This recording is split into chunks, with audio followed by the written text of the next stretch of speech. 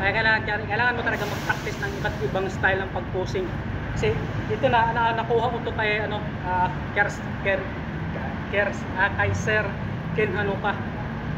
Ano ba tawag nun? Basta nung sabi niya, nung pag-posing niya medyo naalanganin siya. Kaya ginawa niya ng counting parang freestyle.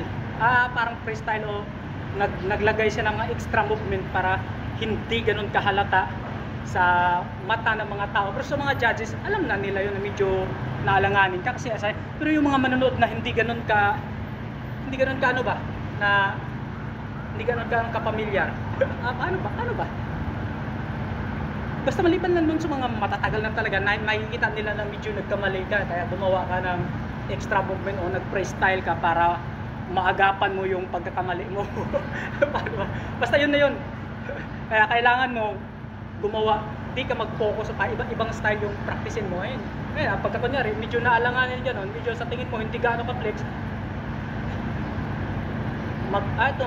mag-restart ka na hindi naman yung halata na gano'n. Gawan mo ng counting art. Basta nakuha ko lang yung idea nun kay Sir Kinanuka. Yung pagbigay ng art, sa'yo na yun. Paano mo gawin. Basta yun yung pang cover up dun sa nagiging alanganin ka. Makikita mo naman yun, di ba, sa iba pagka ganon. Pagpiga nila, hindi pa ganon kapil, ulitin.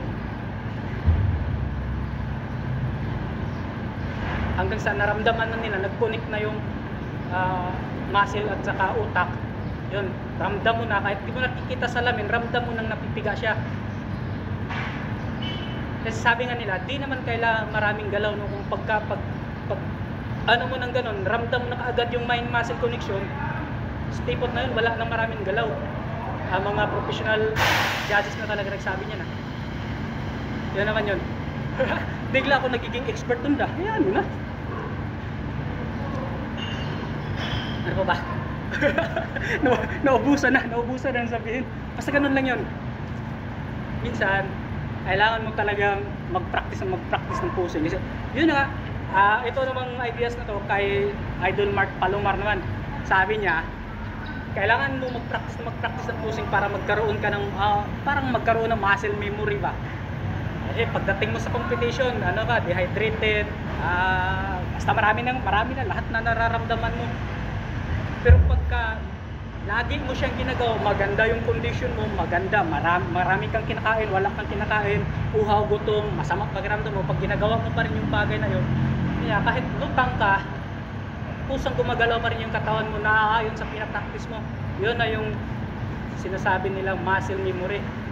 Sa mga fighter o sa mga boxer, di ba, kunyari napasukan sila ng hook ganon, pero kahit nawalan na sila ng malay, pero pusa pa rin sila nagka-counter kasi ilang taon nilang pinapractice yun Kaya kahit nawalan ka na ng malay, pero yung gumagalaw pa rin yung kamay mo, naaayon sa pinapractice mo ng napakatagal na panahon. Yun naman yung connection doon. Pero chismis lang yun, wala akong ebidensya doon na sarili kong ebidensya Loko talaga ako